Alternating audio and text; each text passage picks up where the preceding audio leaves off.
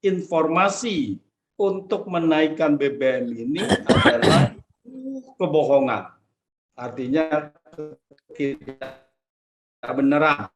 Jadi 502 triliun yang katanya BBM, lalu diganti dengan subsidi energi, lalu ada di Perpres, dan Perpres itu sebetulnya sudah tidak ada dulu ya, karena kalau kita lihat Perpresnya cuma menambah Perpres 98 ya. Itu ada 2 Perpres dari Undang-Undang Nomor 6 APBN 2001 untuk tahun anggaran 2022. Nah, di situ kita lihat bahwa Perpres 104. Perpres 104 itu detail bahwa subsidi cuma sekian. Di mana Perpres 98 merubah cuma beberapa pasal aja. Jadi tidak ada perinciannya. Jadi kita masyarakat disuruh cari sendiri ada 502 triliun. Nah, saya tidak ingin mencari sendiri, saya ingin pemerintah harus membuktikan itu gitu. Makanya saya bilang bahwa saya ketemunya cuma 11 triliun. Kalau dia merasa ada, silakan. Sampai sekarang cuma ada di Perpres dan sebagainya, tapi tidak pernah dibuktikan. Kalau seandainya itu kita melihat lagi cara mereka menghitungnya berapa. Contohnya sekarang selisih BBM, selisih harga dari yang 7.650 ke 10.000 itu cuma Rp2.350 per liter. Dikalikan 10 juta kiloliter, saya masih kemungkinan bisa menghabiskan 10 juta, tadi 8 juta lah kurang lebih ya, tapi kita anggap aja 10 juta, baru 23,5 triliun. Dan solar dengan perhitungan yang sama, naik Rp1.050 per liter, sisa kuota solar anggap 5 juta kiloliter, berarti cuma 8,25 triliun. Jadi kenaikan ini mengambil uang rakyat 31,75 triliun. Cuman segitu. Apa membantu APBN-nya di situ? Padahal kita tahu bahwa penerimaan negara sampai dengan Januari sama Juli itu adalah meningkat 50% year on year.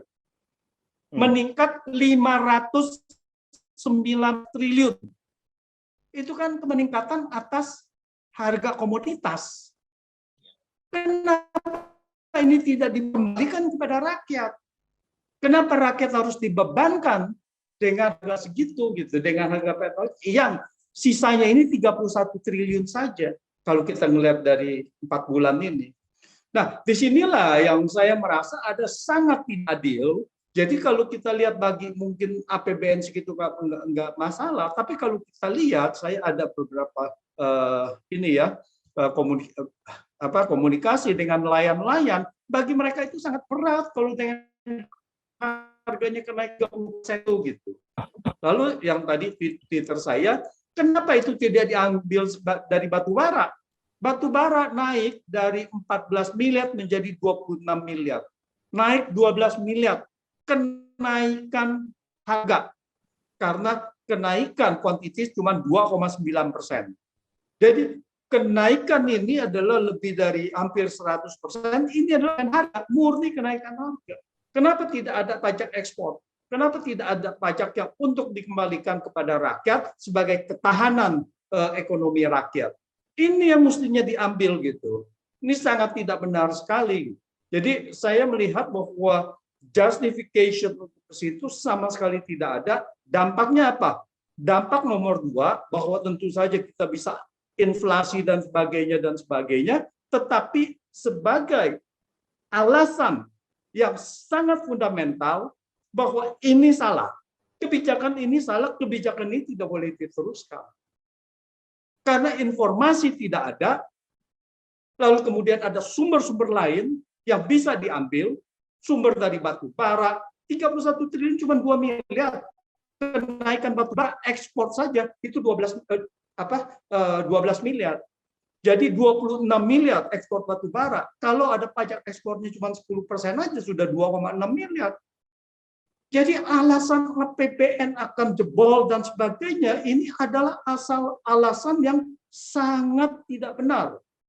Karena APBN sampai dengan Juli masih surplus 100 triliun.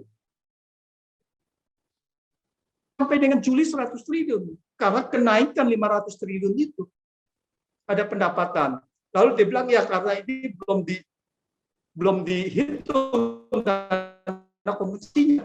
Hitung. Anda sebagai pemerintah wajib menghitung untuk akrual. Masa dia bilang nanti harus dana kompensasi itu pada akhir tahun. Tidak benar keuangan negara diatur begitu. Nggak ada akrualnya, bulanannya berarti kalau dia ngomong surplus apa segala berarti bohong. Karena dia bilang bahwa ini belum dihitung. Untuk apa publikasi APBN? Inilah yang harus kita gugat semuanya.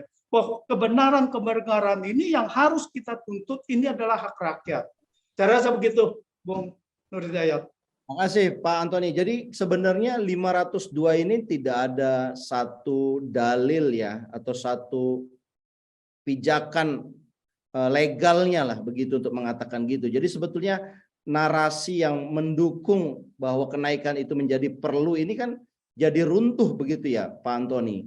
Pertanyaannya adalah ini untuk apa membangun? Itu yang saya suarakan. Ya ini jadi pemerintah ini membangun narasi kegentingan APBN ini untuk kenaikan BBM ini sebenarnya di balik ini maksudnya apa Pak Antoni? Kalau analisis Pak Antoni ini.